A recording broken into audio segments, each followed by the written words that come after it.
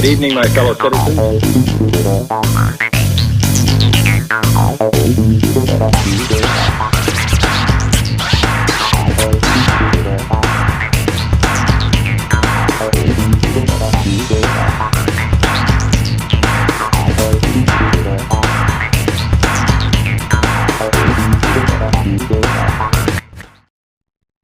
Welcome to Tuesdays Live. How's it going? This is Mark Lamdansky, your host tonight and every Tuesday night right here at tuesdayslive.com. Or if you're adventurous, it's tlive.tv. Yes, TLIVE.tv. We got the short URL. We need to start using that a little bit more often.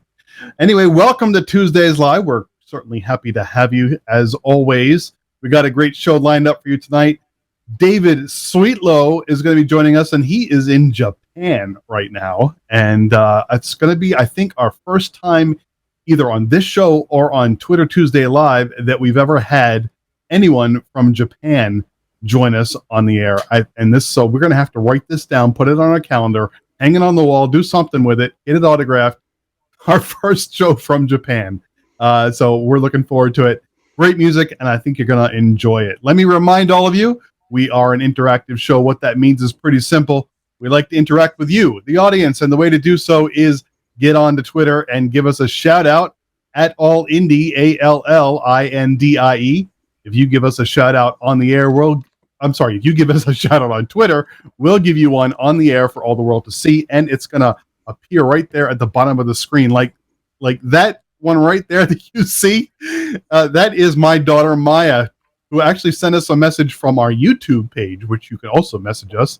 So that was that. She said, "Go Daddy." Yeah, that was pretty good. Thanks, Maya. Let me go. Oh, yes. Thank you for reminding me. Rich popped that up on the screen right there. You can also call into the show right now and ask your questions of the guest, or just call to say hi or tell us what a crappy job we're doing. Whatever it is you want to say, give us a call. This is in the United States only. It's area code 347-985-0344. Again, 347-985-0344. What I mean by U.S. only is if you're going to call from outside the country, it's going to be a long-distance call. All right, let me go ahead and bring my partner in crime into the mix here, joining us from the sweet little town of Paris, Illinois.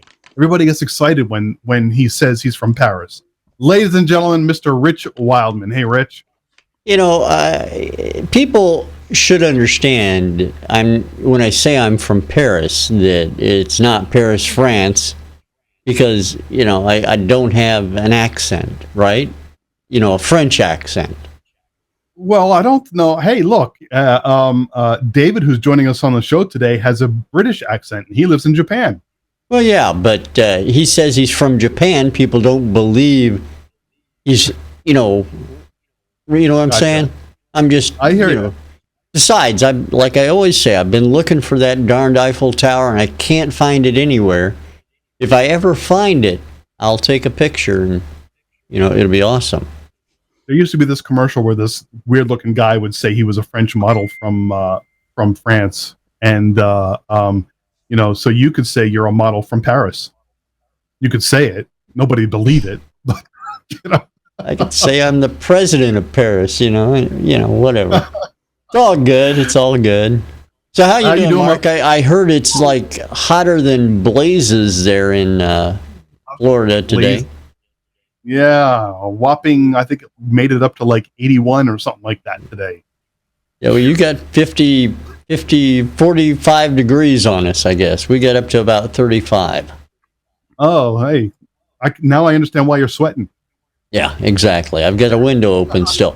By the way, that phone number, you can give us a call from the U.S. and Canada. And I believe if you're in Mexico as well, although I wouldn't swear to that, so do be careful if you're in Mexico calling. I don't know if the calls will get over the wall. There are a lot of small spots in the wall and a lot of holes in the wall right at the moment, so I think everybody's okay. At least for a little while. I had to throw that little dig in there once you mentioned Mexico. Hey, but we're not going to speak further about it. We're not going to talk about it. All right. Exactly. Okay. The only topic off the table is politics, as we all know. And speaking of topics that are on the table, I want to talk about the Indie Music Bus because they help us bring this show to you. And what they do for indie artists around the world, regardless of whether you're on social media or not, they can help you out. All you got to do is get in touch with them. Ride the bus. That's their motto, and that's what you should be doing. They can help you with your social media like nobody else can, like nobody's business. It's what they do. It's what they know. And I think you should check them out, indiemusicbus.com. Here's a little something they put together just for you.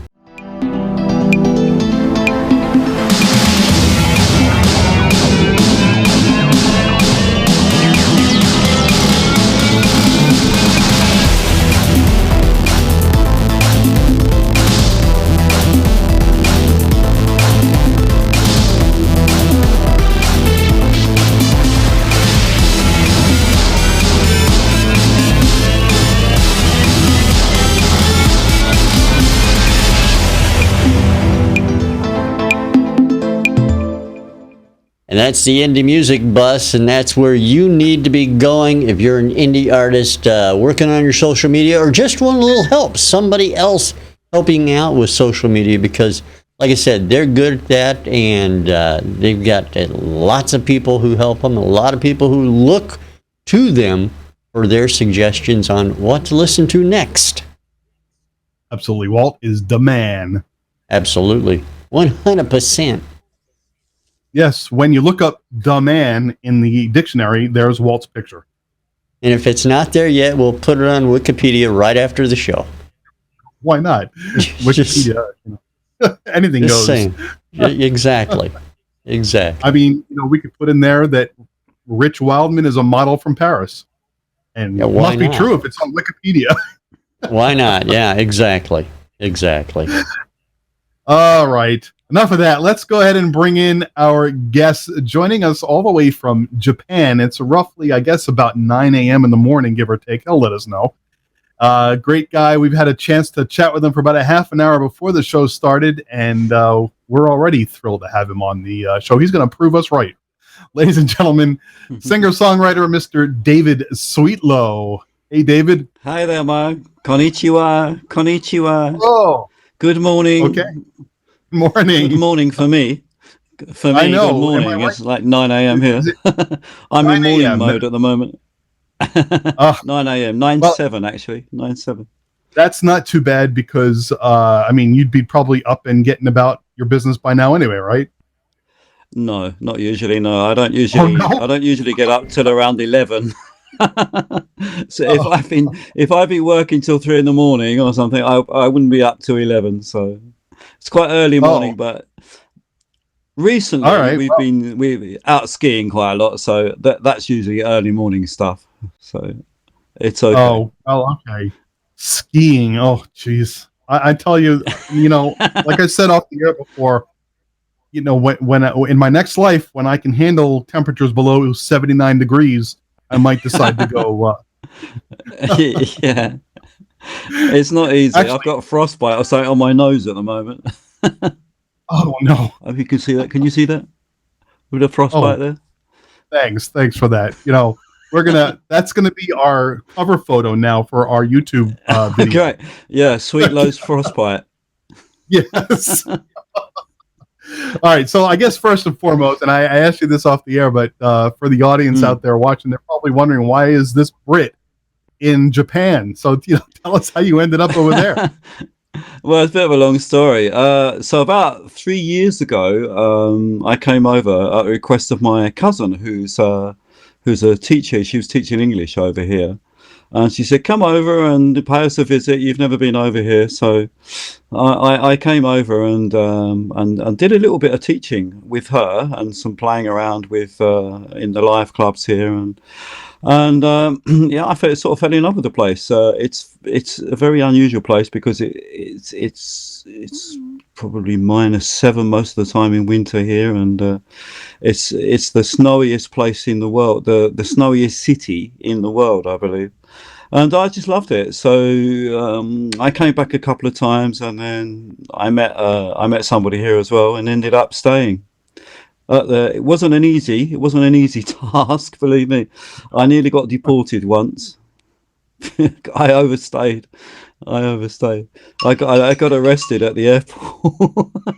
Oh no, really? Oh gosh. Yeah, I got arrested at the airport, but luckily I was with a Japanese person who managed to talk the immigration officer to let me in for another month. And during that time, I sorted out my visa.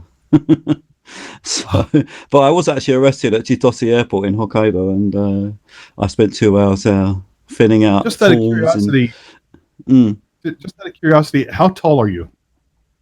5'6", I think. Yeah, about 5'6", 5'7". Okay, you're Not not that terribly tall. tall. You're not that tall. Now, I'm just picturing. I'm trying to picture a bunch of short little Japanese men swarming in on you in the airport. Yeah, actually, they're not that short now. The younger guys here are quite tall. They're quite tall, very skinny and tall.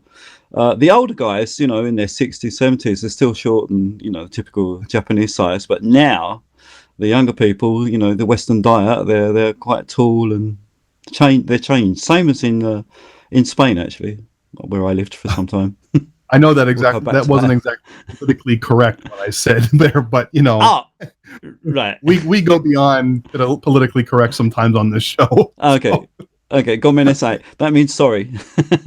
Oh, I better start taking notes. Yeah. What? Who needs Rosetta Stone? I have David SweetLow. All right. So, I noticed on your bio, and I guess it's on your website too. You spell your last name with a capital S and a capital L. Is that Yes. Is that like just because of your stage name, or is that the real way how to spell your name?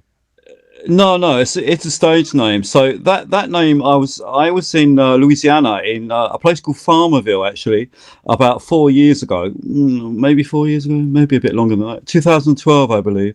And I was staying there, playing country music and learning a little bit about how it works, and working in the studio there. And there was a North American Indian, and for some reason he said, "Hey, I'm going to call you SweetLow because you're a little guy and you're very sweet." So I thought, okay, and it stuck. It stuck for some reason. They called me SweetLow all the time, and it just stuck really. So I kept it up. And now, I'm the only David SweetLow in the world, so it's good for Google. That's great. And it's a good thing you didn't put a little N in there, like Sweet and Low, because then I guess they would sue you. Yeah, for no. or something. Yeah, I know. But I get a lot of hits because of that. Actually, on my website, I get confused. Go. People looking for low-calorie sugar, and they get a rather overweight British guy. I'm going to change my last name to Donald Trump, and then I'll get lots of hits. Well, you could do that. Actually. Call me DT. All right. Yeah. Oh, okay. Moving along on that one. That was a pretty bad joke. Yeah. Let's talk a little bit about you now. You are obviously you're a country musician, and but I've been around for quite a while, and it looks like you were really busy in the '80s. And you mentioned earlier you actually you worked alongside. I actually mentioned it, and then you confirmed it. You worked alongside Gary Newman. Tell me how was that experience working with this guy? Yeah, he was great. I mean, back in those days, he was a very big star, and he lived very close to where I was based in Essex in the UK. He had a big mansion up there, and he was flying around in his aeroplane. And our drummer, in my band at that time, he was a big fan of Gary Newman. So he contacted Gary and said, "Could we support you for your up and coming tour?" And Gary said, "Well, yeah, come up and audition." And we passed the audition, and we toured with him for 2 years around the UK mostly. We did a couple of dates in Europe with him, but it was amazing. And we became friends, and the drummer flew in his aeroplane with him, very brave guy.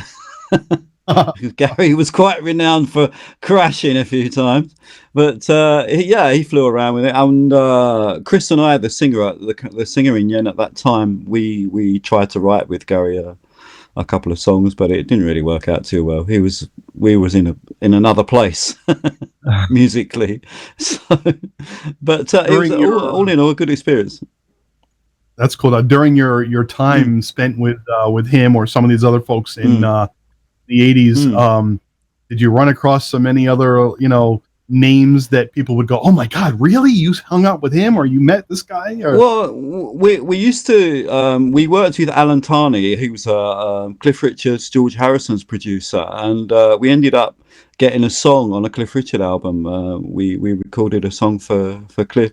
So I'm not sure if that's a good thing or a bad thing these days. See what's going on in the in the 80s or the 70s, 80s music, but. Yeah, that was great with Alan. Who else did we meet? Lots and lots of people. We wrote a song for Culture Club. Cliff. We were. It's hard to remember. It's 30 years ago now. Was it? It's 30 years ago. So I can't remember too well. We were signed to Warner Brothers, Polydor, who don't exist anymore, I don't think, in London. We went through the punk stage a little bit, so we worked with a lot of punk people in the London punk time. That was really big in the UK back in the 80s. That whole punk scene. That was really exciting. I mean, we played at the Marquee and the Nashville in London. Although in the height of the punk scene, we would get up on stage and get spat at and stuff. But when you're a kid, the 80s was fun. Huge. The 80s was huge overall for the Brits. I mean, I mean, just about any band that I could think of comes from that was big in the 80s came from England. It's amazing. Yeah. Spandau Ballet, Duran Duran, all the new romantic, the after punk stuff. Was very good actually. Well, we got. I think Erasure is still touring, and they're all still going. Most of them are still going. I think of the other one, the one that sounded a lot like Erasure. I know who you mean. I think it was the same guy actually. What were they called? I can't remember. But I mean, Spandau Ballet, they're still going. Yeah. Howard Jones is still out there touring with a bunch of other Brits. My wife's going to text me any second now and tell me who I'm thinking about, because that's just the way she is. I know. I think as you get older, you start losing your faculties as far as names are concerned. Who? Depeche Mode. Yeah. Well, they're from my town. They're just up the road from me. We used to see them around a lot. They're from a place called Basildon in Essex in the UK, and they're the biggest thing from Basildon. They're still going too. Good for them. And they're still going. Yeah. All right, cool. Let's go ahead and play for everybody today the first song that we got 3 of them lined up. First one tonight is a song called Summer Rain. I know that was a bad transition, but we're running into that time that we have to play your first song. So tell us a little Summer Rain, yeah. Tell us a little bit about Summer Rain, what it's about, and yeah, as I say, I spent some time in Louisiana, and I had a friend down there. I lived a romantic thing going on, and we had a day out in the rain, and that song is based on that. Really, it was a relationship that never went any further than one day in the rain. Really, so that's how that came about. You'll get it from the lyrics, I think. Okay. Then let's go ahead. That was written based on a day in Louisiana. Nice. All right, cool. Let's go ahead and let the audience take a listen, though. It is David SweetLow's Summer Rain right here on Tuesdays Live.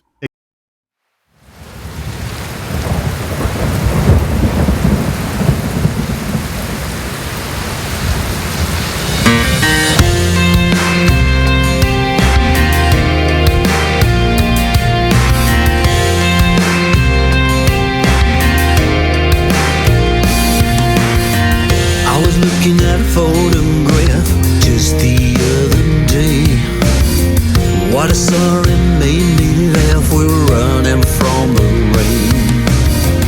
We were caught in a sudden storm, baby, me and you. Struck down by lightning like a bolt out of the blue.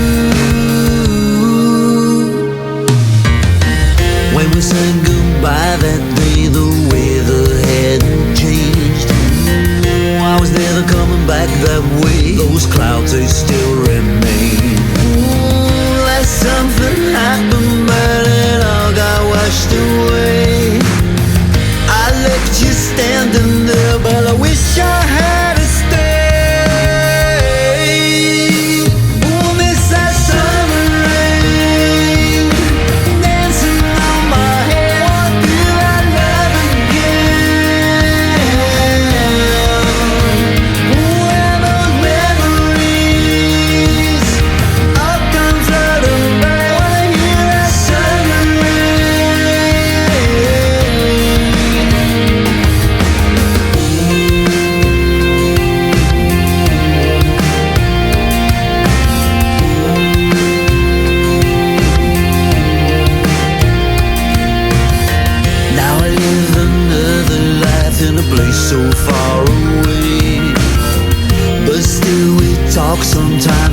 time gets in the way.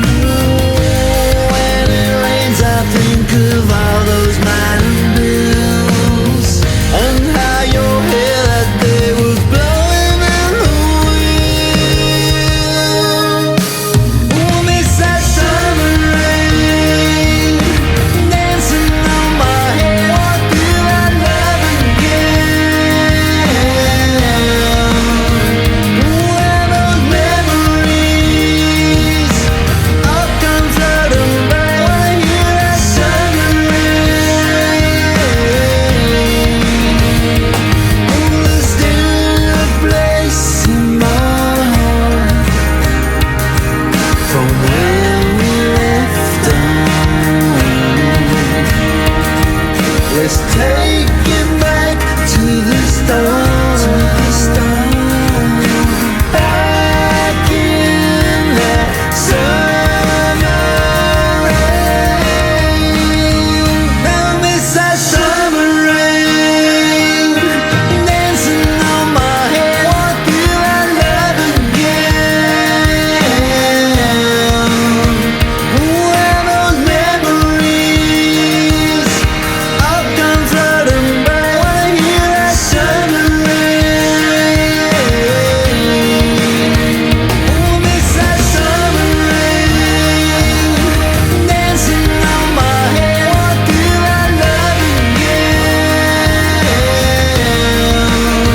Where those memories all come flooding back when I hear that summer rain.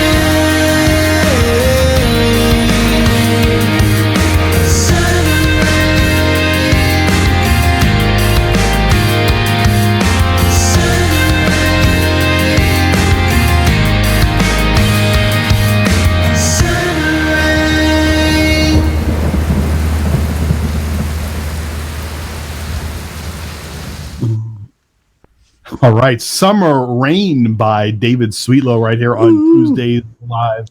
Really cool song. And Thank you. Rich was commenting off the air, David, that that can't be you singing. That's a 22-year-old singing Yeah. that song. That Yeah, well, I lie about my age, actually. I'm a lot younger than I look, but if you're into country music, they don't like you if you're very young. So you get more, they take more notice of you if you're over 50, you know. Hey, you know what? That might be right. 34, really. Mhm. Oh, yeah. Okay.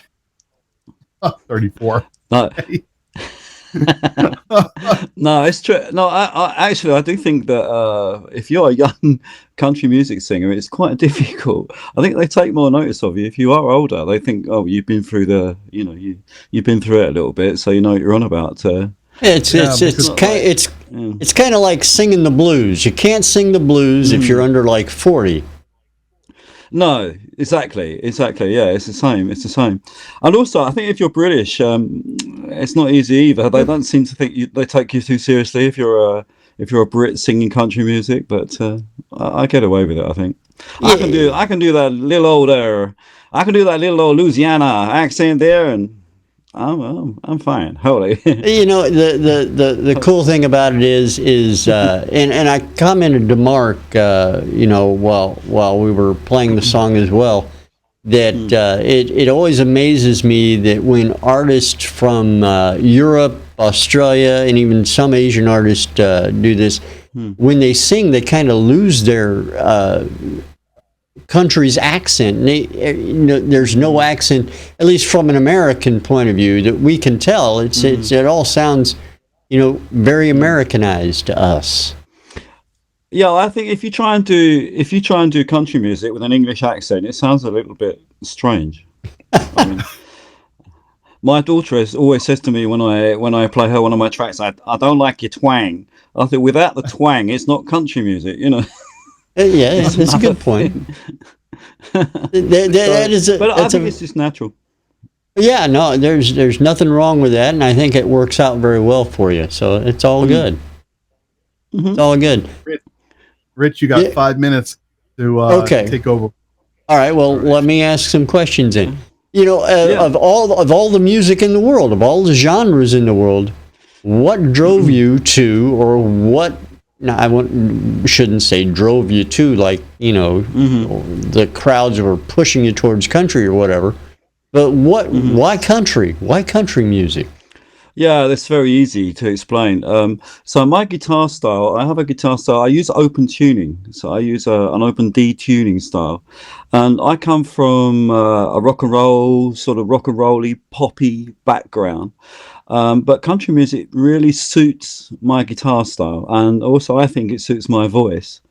And that's one of the reasons I went to the South back in 2012, was to get some experience of real country musicians, and they all edged me on and said, no, what you're doing is really good, you should you should stick to it. And at that time I was playing more sort of country and western type country music, if you know what I mean. I know it's as country as cornbread, sweet as cherry wine, that kind of thing. Yeah. But it sort of progressed, and I listened to the top 20, and I like modern country music because there's a lot of rock in it. There's a little bit of blues in there. Most of it's 3 chords, 4 chords. So it suits me musically, and I think I don't want to play punk music at my age, and I haven't got the energy. And rock music sort of disappeared in a way. So yeah, I think it suits me. It suits me as a person. It suits me as a musician. It suits my writing as well. So all those things together, that's why I play country music. Yeah, I totally get it, and I think it's a great thing. Talking about rock music, we've talked about it before, how a lot of these 60s and 70s rock artists, take the Rolling Stones as the prime example. They have more energy than I do, and I'm 20 years younger, than Mick, for crying out loud. Yeah. I mean, he's in his 70s, and here we are in our 50s, and we're thinking to ourselves, how does he do it? So country music is more of a toe tapping kind of thing. It's a little bit more reserved, perhaps. And one of the things you said that I found interesting was about country music, and we talked about it, blues. They don't take you seriously unless you're of a certain age. I think that's true, except for what we've seen in modern country music with a lot of the younger artists coming up, especially female artists in country music. So what's been your experience in Japan from a country music perspective? That's got to be an interesting thing. Well, yeah, Japan is very odd because they don't really understand too much about music genres. So I don't think they really understand what country music is all about, because country music is about what's in the lyrics usually. So they don't usually understand the lyrics. I mean, even though I go to a great lengths to translate lyrics for them, and when I play gigs here, I usually have a set list, and that set is translated from the English to the Japanese, so they can at least understand what I'm singing about a little bit. But they don't really understand about genres. So as I said before, sometimes when I'm playing live, I can be on stage with 3 young girls, singer-songwriters that are singing, and there's a lot of Japanese folk music here as well. But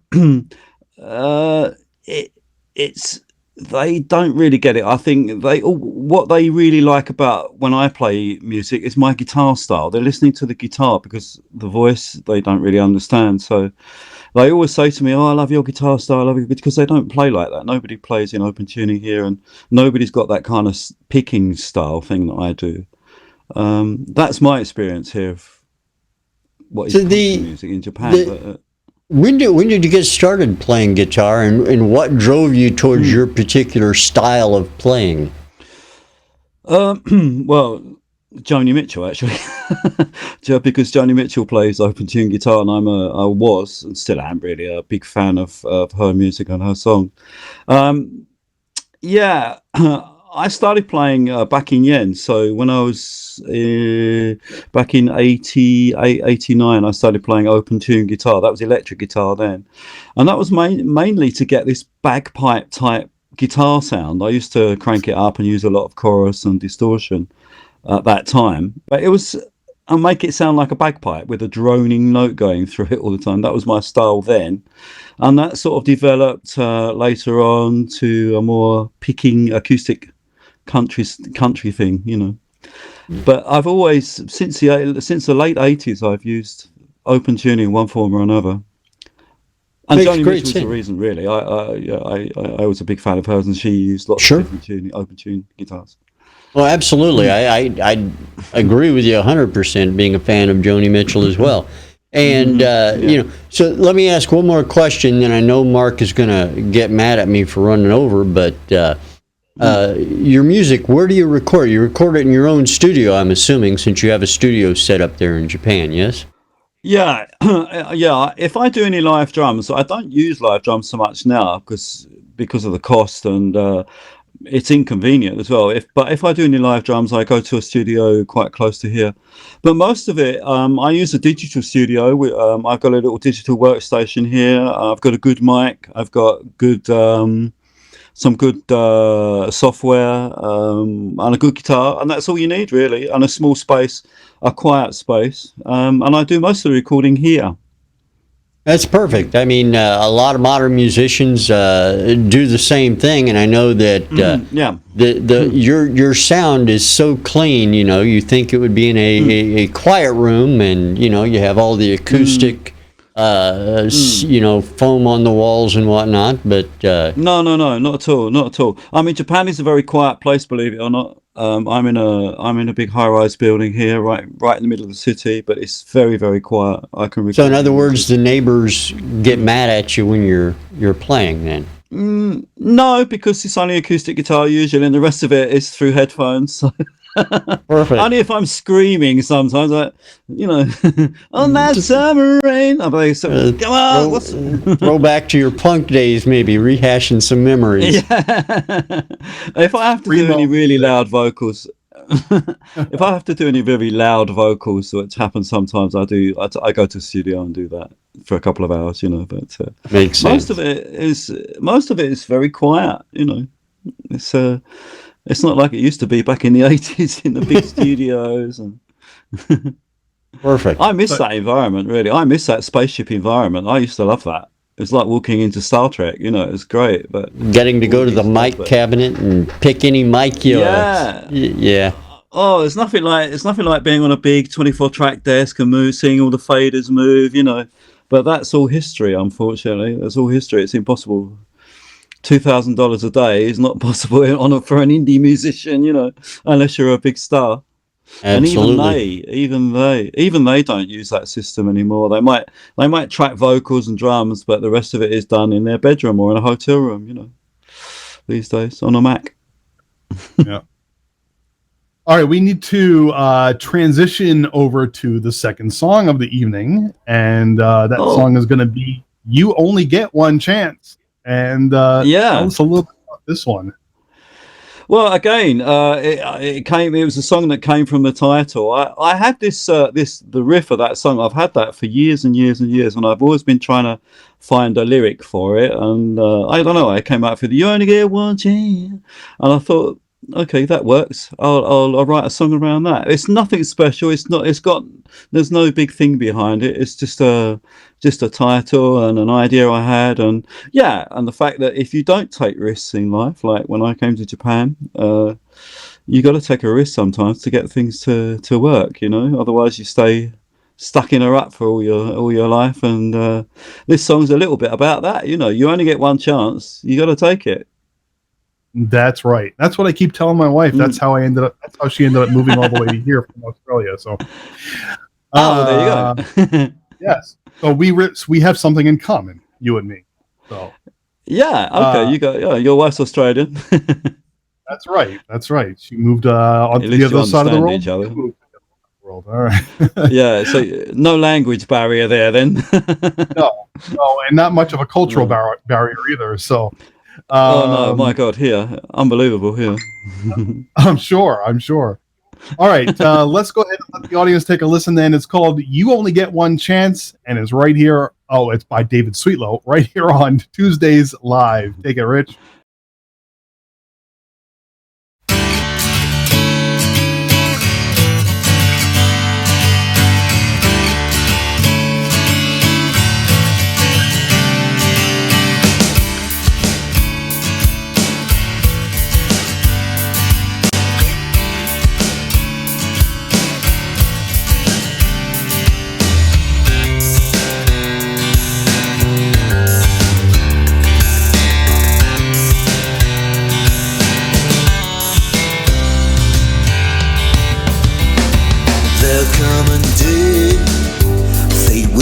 decide. You can play it safe or look it in the eye. You can take that risk or stay behind. It's up to you, but don't waste your time. You only get one chance, you only get one life. And knock it back if you don't get it right. Don't be afraid, you can find a way. A leap of faith, that's all it takes.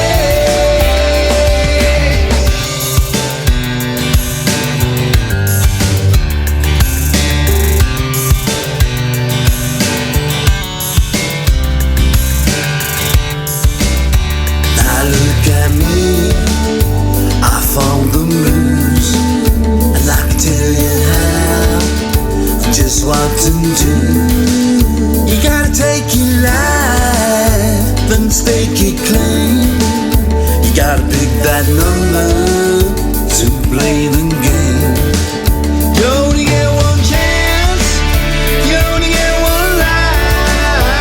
And knock it back if you don't get it right. Don't be afraid, you can find a way.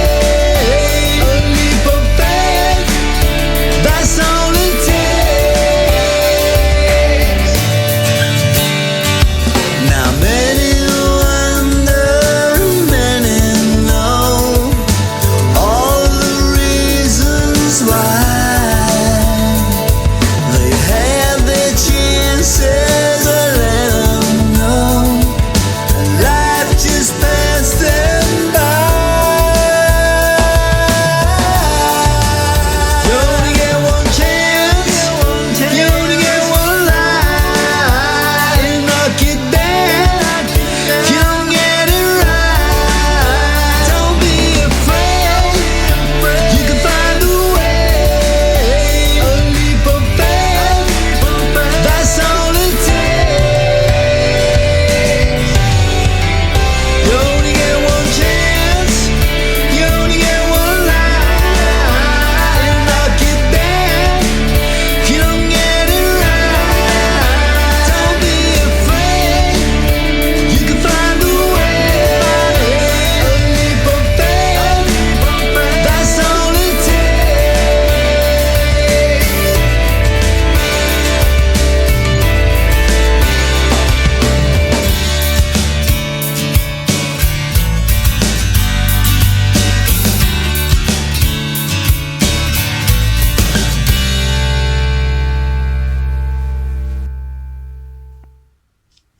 You only get one chance right here on Tuesdays Live by David SweetLow.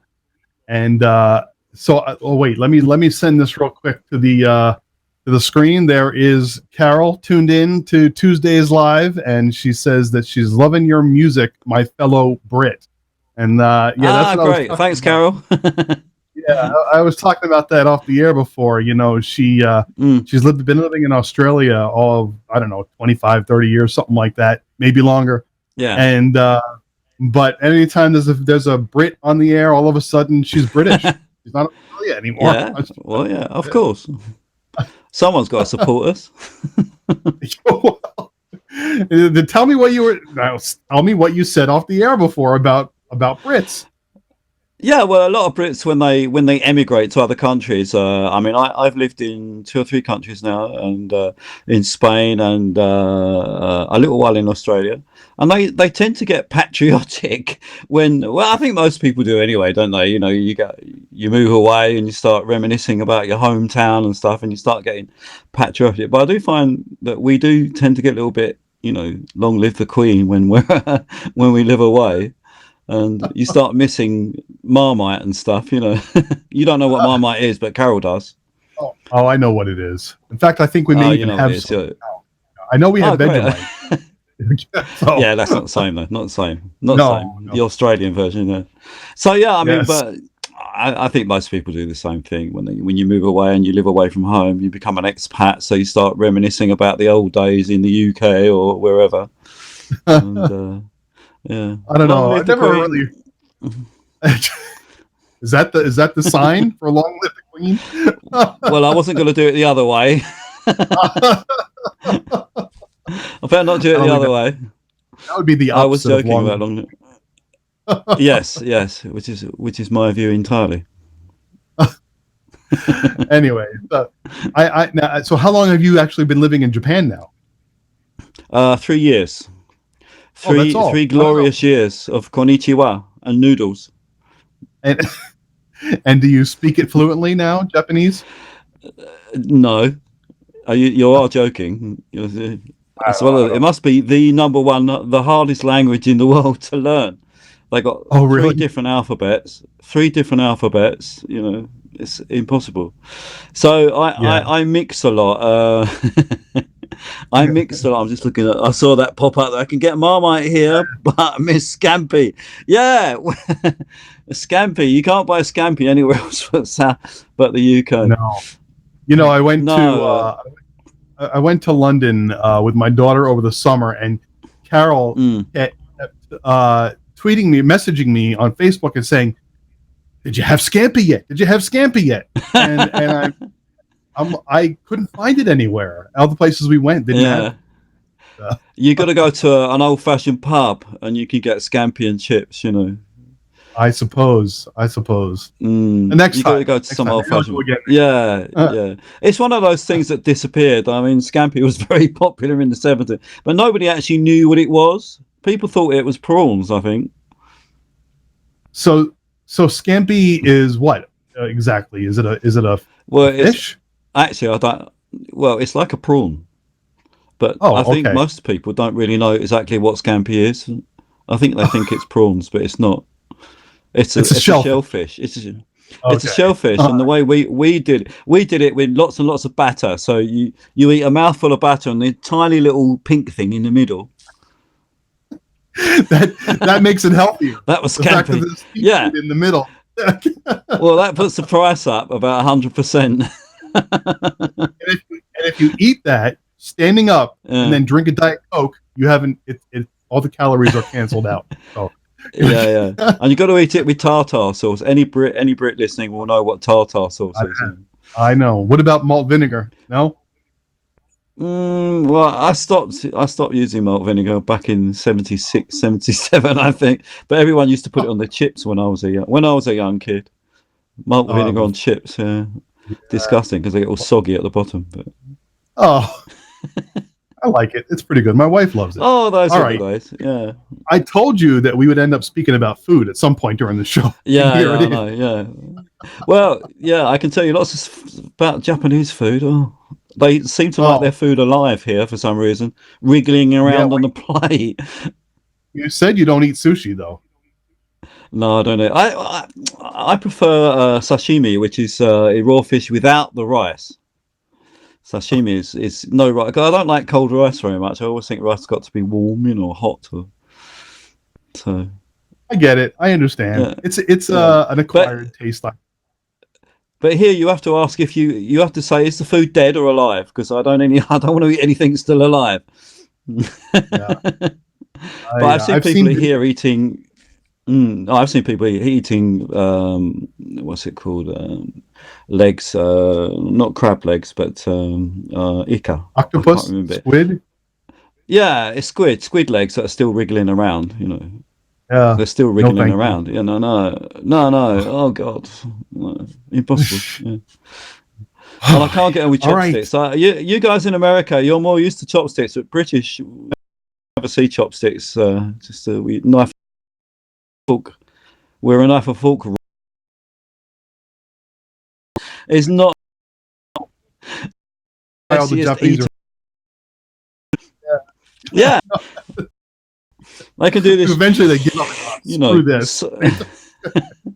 Yeah. But watching Japanese with forks is interesting as well because they're not very good. Okay. We now that we've spoken in depth about your music for the last 15 minutes. Yeah. Let's go ahead. Let's get back to it. Well, actually, what we're going to do is we're going to play the last song of the evening right now. When we come back, we'll chat a little bit more. But the last song is Nothing Ever Lasts Forever. Tell us about this one. Mm-hmm.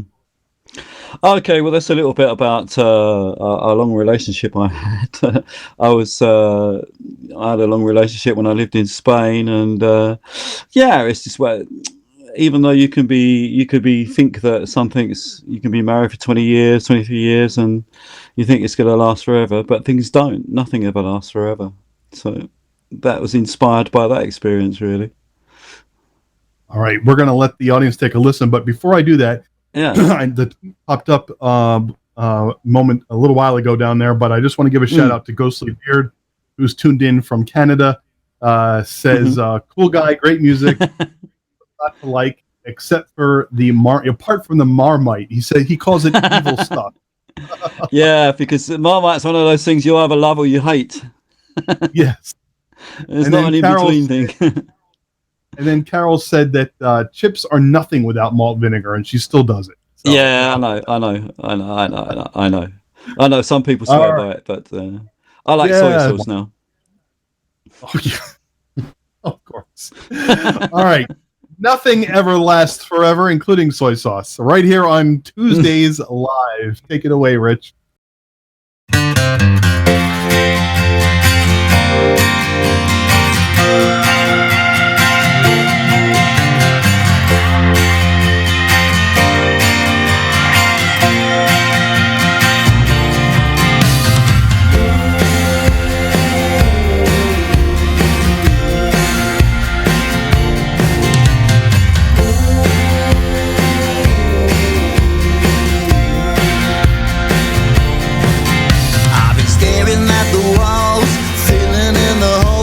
Missing you again.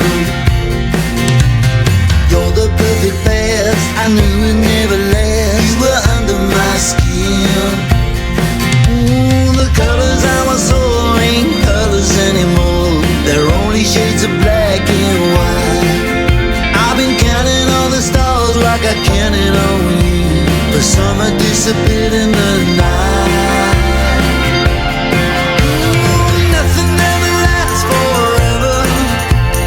Take it from me, my friend. It's the same as a life for bad weather. There's always gonna be an end. I guess there's never come a tomorrow. For us it was a little too late. I think it's gonna last forever. I often used to hear you say.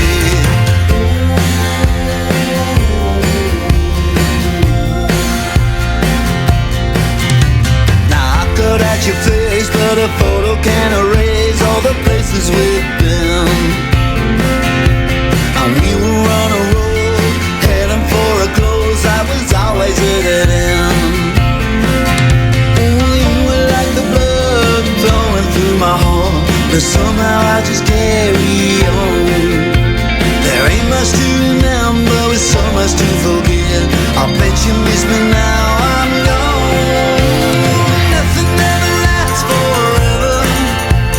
Take it from me, my friend. It's the same as a life for bad weather. There's always gonna be an end. I guess there's never come a tomorrow. For us it was a little too late. I think it's gonna last forever. I often used to hear you say, we can only tell, we can only look back. The days of wine and roses ain't long, but summer comes around and blows away the cloud, and all those gray skies are gone. Nothing ever lasts forever. You can take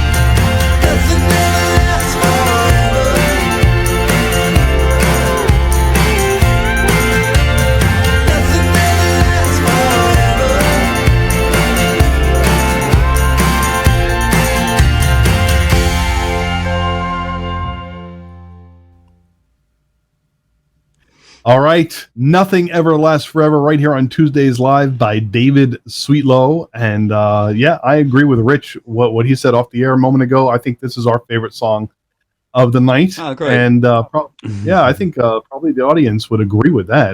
That is, I think, your classic country song that you would, hear around. I mean, these days, in there. Yeah, it's got all the ingredients. That's right. I mean, and I've said this before. I've never been a huge country fan, but there every once in a while I run across these songs and like, I like this, So I think a lot of the sorry about the American country. Some of the lyrics are a bit dodgy sometimes, not very well thought out. But country music is cheesy, That's kind of the way that goes. It doesn't have to be. It doesn't have to be. I mean, think about it though. You're right about your pickup truck. Somebody shot your dog. Your wife ran off with your best friend. Stuff like. I mean, I can do that. It's all good cheesy music. I can't write about pickup trucks. I can't do that. It's okay. You can write about any kind of vehicle you want as long as it's old and beat up. Yeah, that's true. True. Actually, that brings up an interesting question. What kind of a vehicle do you drive in Japan? I don't drive here because I'm in the middle of the city. The subways everywhere. The public transport system here is so good. You don't need to drive. If you live in the city. Is it like they show on on television where everybody jams into the cars and they're actually got people pushing people into the cars during rush hour? That doesn't happen in Sapporo where I am, but I have been pushed before, but I don't like it very much. But but in Tokyo, it's crazy. I've been in Tokyo where they have professional pushers, where these guys say, because they're obsessed about train times, so they start getting very, very agitated when the train is taking too long to load. So they start pushing the passengers and squeezing them onto the subway. I mean the other day they apologized for a train leaving the station 14 seconds early, and they apologized over the speaker system. I think that's a job. A good way to get out your aggressions. Push people into the train. It must be great. And nobody complains either. They stand there and they just let themselves be pushed. Push me, baby. Push me. Yeah, push me. But it must be terrible. God. I mean, I've been in packed subway trains here. It's not pleasant at all, especially in summer. But what happens in one of those trains if you're like stuck somewhere in the middle and it's your stop? And you need to get out and nobody else. Just go. No, people will. They'll move. Everybody's very polite. You just go, sumimasen, sumimasen, sumimasen. Sorry. Let me get. And everyone moves. And it's difficult. And sometimes I have to get on the subway with my guitar and stuff. And people don't like it. But a lot of groping goes on. Yeah. Well, that's a prime opportunity right there. In the mornings, from 8 o'clock till 9 o'clock, there are two carriages that are just for women and children, and they separate them. Women that are worried about, because there is a lot of groping goes. I haven't actually been groped, and I haven't groped myself, but I understand there is a lot. There is quite a lot that goes on. Yeah. Oh man. So I want to steer this conversation a little bit back towards music because we're here to talk about your music. So what's next? Not groping, and we'll do a show on that some other time maybe. So what's next for you, David? Back in the studio, more music you got coming out? Anything new? What can we look for, and where can we find it? Well, I've got lots of new stuff. You can all find it on davidsweetlow.com. That's a website, davidsweetlow.com. I've got lots of new stuff that I haven't actually put out yet. that I've written this year or last year, 2017. I'm currently working on. I'm making in Japan lyric videos on YouTube are very, very popular. So, and they can be quite creative as well in how you put them together. So I'm actually doing that now. I'm taking some of the tracks that I wrote last year. I'm making lyric videos for them, which is basically putting some images up that relate to the track and putting up titles as lyrics. So it's like a karaoke video. So that way the kids and people can sing along to the track. Yeah. And they're very, very popular here. Have you ever considered the idea of taking some of your tracks and releasing them in Japan as karaoke tracks? And well, they already are available. They already are available in some karaoke houses. Yeah, that's quite easy to do. You just upload them to a website. They have to have the titles on them, which I've already done. And yeah, I mean, I'm not sure if there's too many people in karaoke bars going "Nothing ever lasts forever." I don't know. Maybe there is, but yeah, you never know. if there isn't, there probably will be after this show. Yeah, I hope so. But that's what I'm working on at the moment. I'm working on lyric videos at the moment. In the next few weeks, I'll start writing music again. But I've got actually too much music, so I need to. I've never heard an artist say they have too much. Yeah, I have. I've got lots and lots of. I've got lots of music. You're a musicaholic. That's all right. Yeah, no, I write. I mean, I probably write. I do a production once every 6 weeks, more or less. Well, I have been. In 2017, I did a production. One production takes me 6 weeks. Well, that's from start to finish. So if you do that it's about 10 songs, I suppose, last year. Wow! But fully produced, fully mastered, everything. Nice. That's called being a prolific artist. Well, it's an album a year, isn't it? Yeah.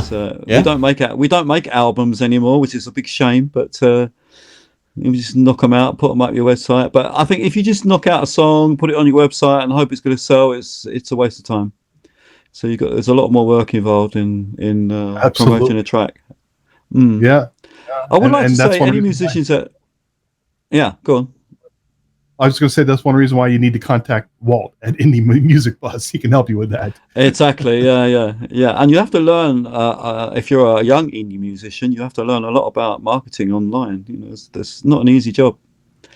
That is true. Mm. Well, I'll tell you what. David was going to say something. If you're a young indie musician. Yeah, you have to learn. I mean, it's not enough because I know even some of the young guys I know here in Japan that are singer-songwriters, they haven't got a clue about how to market their music online, and it's very, very important to get on platforms like YouTube and iTunes and Amazon and Google Plus, and submit your music to radio shows like yours that do actually play some indie music. 9 times out of 10 you'll get turned down, but look, I'm on here now. I applied to 64 indie radio stations around America a couple of months ago, and I got 2 interviews. But from one of those interviews, something good could happen. You know, someone will like your music, they'll contact you. You have to work very hard. I think 60% of your time should be on promoting, because if you can write 10 songs in a year and no one ever hears them, what's the point? Absolutely agree. I agree too. So you have to learn marketing. You have to learn about marketing. Yep, and we are certainly glad to be able to offer our services in helping to promote indie music. Exactly. I've got at the moment I've got one of my tracks in South Africa on an indie radio station that's number 5 in their top 40. So I mean, it is worth doing, and they've got thousands of listeners. And one of those listeners might be a music promoter, and he'll say to me, "Oh, how about coming over and doing a couple of shows?" And that's how life is, and that's all because I spent time in submitting my music to that radio station. Now I have a good relationship with them, as I have with you guys now. So yeah, you got to do that. You can't just sit back and think sticking a video on YouTube is going to turn you into have a career in music. No, it's a lot more to it than that. Absolutely. All right, I have to cut us off here. We are actually a minute after we're supposed to end the show, so Oh, sorry. we're gonna. No, that's quite all right. Hey, it's our show, and if we want to go more than an hour, by all means, we are damn well going to do it. Good. So, Well, we're thank not you very bound much, you too. an hour. But anyway, I want to take this opportunity to thank you, of course, David, to take time out of your morning, get up early, in your case, Thank and join us all the way from Yeah. Japan. We certainly enjoyed having you on today. It was a lot of fun and great music. Yeah. Best of luck Thank you to very you. much. And Thank whenever you you very next year, give us another shout out. We'll get you back on the show again. Yeah, we'll do, for sure. Okay. And Rich, anything for you before I start closing it out here? No, the only thing I want to really say is that I really liked David's music, and I appreciate him coming on. And Mark, I got to tell you, if you're cutting your own hair, you're doing a fine job of it, guy. Just got to mention that. So, I mean, everybody, I haven't cut my hair in a week or so, but Mark, he's on top of it. It's like an everyday thing for him, I think. And again, thanks to Walt for helping us support indie by supporting us. And I want to remind everybody, you can jump on the Tuesdays live train if you'd like as well. Head on over to our website. You'll see links to Patreon, and you can subscribe on YouTube as well. Every little bit helps. It's all good stuff. Absolutely. On that note, I am going to say that next week we have a musician by the name of Greg Wallace joining us. And I'm going to go ahead and close out the show with one of his songs. We look forward to checking you out again next week, or I should say you checking us out next week. Same station, same website, same time. You know how it goes. Don't forget to give us shout outs throughout the week on Twitter. We would love to hear from you. And the name of the song we're going to close out with is Say That to Me. Say That to Me. That sounds like a threat. By Greg Wallace. We all are going to see you next week. You all have a good one. Ciao.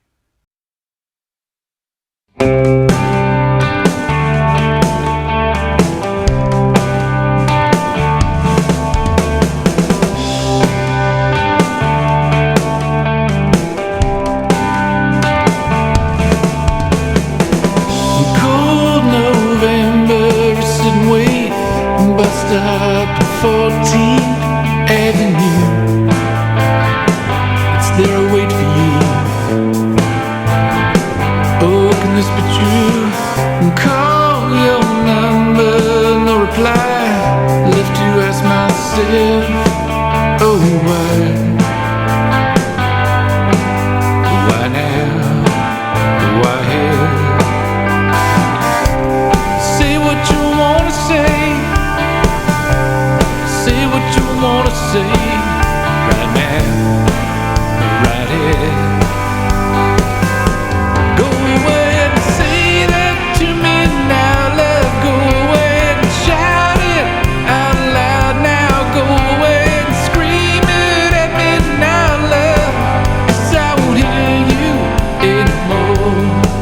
'Cause I won't hear you anymore. Snow falls on the trees from high above, and people everywhere tonight and in love. But where are you, my dear? Where are you, my dear? Nighttime falls, still not around. Clock ticks, lights flash, but there's no sound. And there's no sign of you